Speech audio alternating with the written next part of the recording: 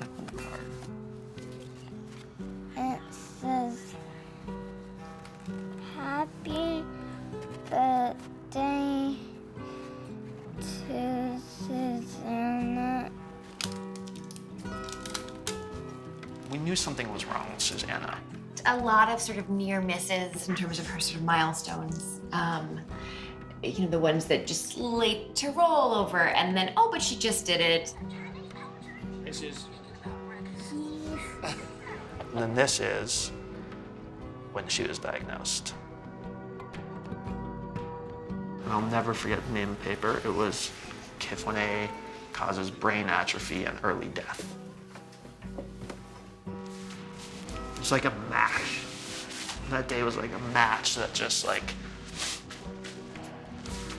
it changed everything.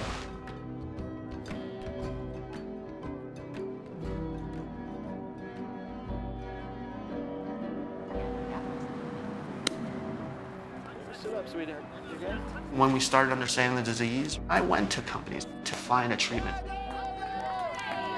Their answer was too rare. What do you say? Too rare? Look at my beautiful daughter and tell her that. Tell her that she's too rare for you to find a treatment for. That she doesn't matter or count. Yes, I know. You know what our return on investment is? Our kids walking.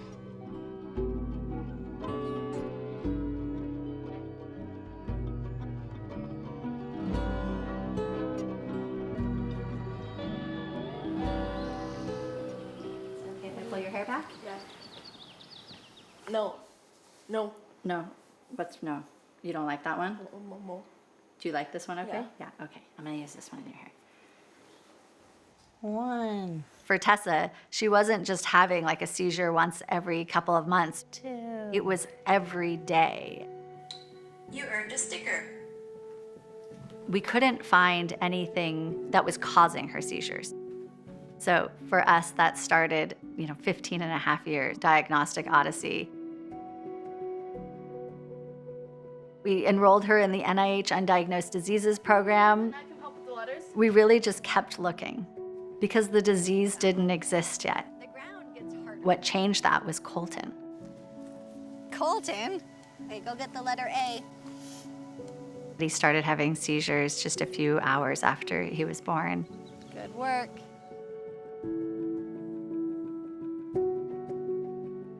And we realized that this had to be an inherited genetic disease.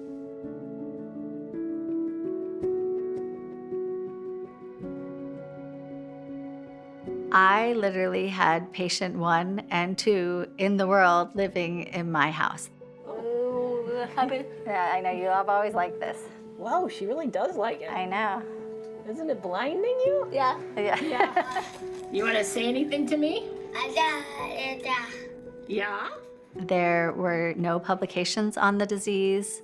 There were no other patients known of with the disease. There was nothing.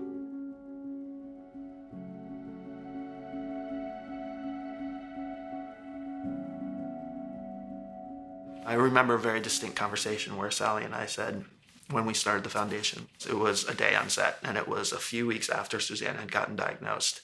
And I was playing an FBI agent on the show Orange is the New Black. I looked around and I was like, I could be doing something way more impactful for not just my daughter, but for this initiative of trying to jumpstart research. I didn't know anything about science then, and so I called my agent from the trailer, and I said, I'm gonna take a big time out. Milady? Madam? The hardest part is that we also were told that there's this window of 5 years where we could probably correct things without losing too much. You're doing great. They clearly understood that if they just sat on the sidelines, if they just watched what unfolded with Susanna, she would go downhill. And do you know whose cells those are? They are. They're Susanna's cells. With brain cells in a dish, they're not quite the same as a living organism. And so we needed something that if you were going to try and administer a treatment, you needed to have a living organism to do this. And so we needed a mouse. Hashtag, we need a mouse. I'm here to say we need a mouse. And that's been the spirit for everything that we've done. What's your excuse for not working on KIF 1A? I gotcha. I'll get it for you. So we wanted to de-risk it, make it attractive. I think of it as being flowers for honeybees, right?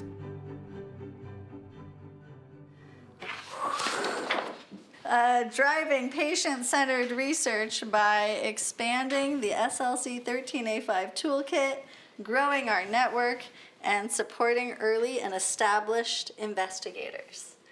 And if you tell me you see a typo, I'll cry. I'm enthralled.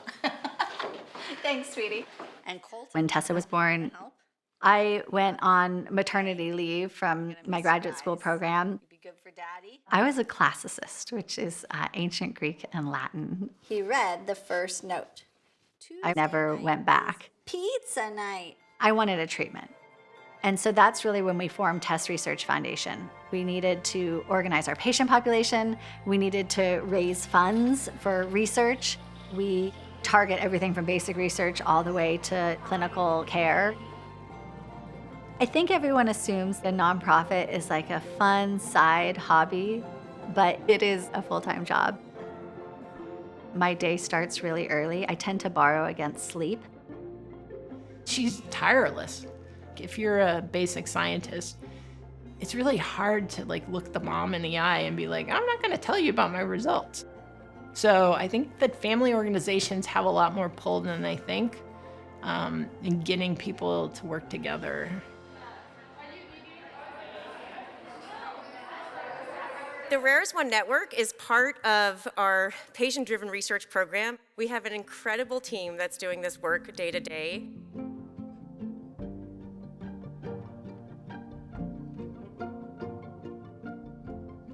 When we started the foundation, we were there to find the cure for Susanna, And then all of a sudden, the community started growing. We've seen the role of patient-driven research change in that we can accelerate the timeline by sort of teeing all of the, I call them assets, right? Like iPSC lines or animal models. Our strategy became, let's create an infrastructure so when there is a treatment, when there is a cure, the answer can be, how can we not move forward with it? And so it was kind of putting the cart before the horse, but I feel like, there are moments in science right now that are really fast horses that are catching up, and our cart is pretty strong.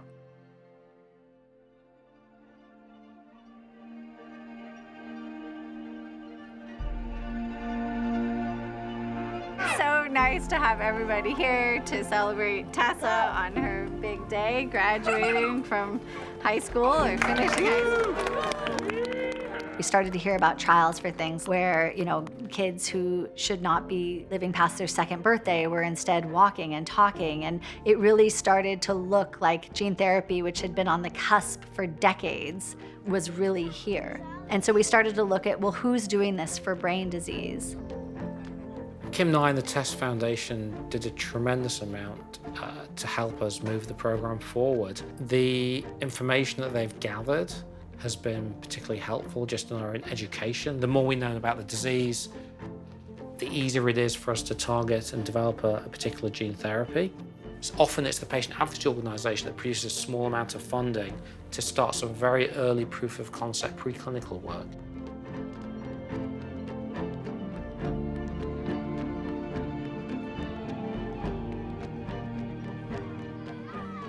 This is a disease where I think they're kind of locked in a little bit. They're in there, they're very social, they're very engaged, they love to meet people, they love to chat with people.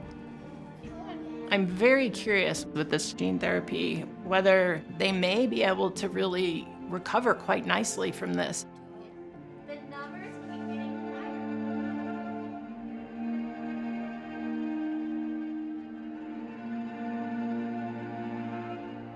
These patients are not just underserved, they're unserved. They're desperate. They're dying. And these diseases don't affect just a patient, they destroy families. They rob the patient of a future. Susanna is the example of the abstract, the example of the sadness, the example of the theft of hope and dreams.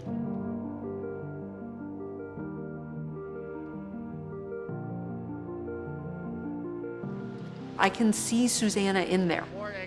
So I think we're still in the window in terms of treatability.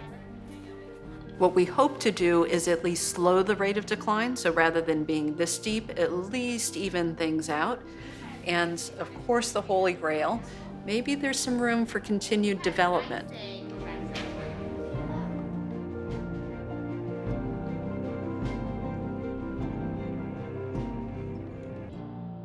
If I close my eyes, like, I don't see those numbers, I see those kids' faces. And so for me, it's a family of people who are an army. Every exploration and every innovation starts with a small n. So I think we're that small n that is going to be the first domino that creates a ripple of treatments for people who really need it. We are in uncharted territory. We are now beginning to see the benefit of cutting-edge science. It's going to be faster in the nanorare because they're often single-gene diseases. You can then start to think about expanding that particular approach for more heterogeneous diseases, which are the commoner diseases that are out there. Diabetes, high blood pressure, heart failure. When I see all these families on the same journey, it is starting to be a big number. People have gotten left behind before, and the science exists now to not leave any kid behind.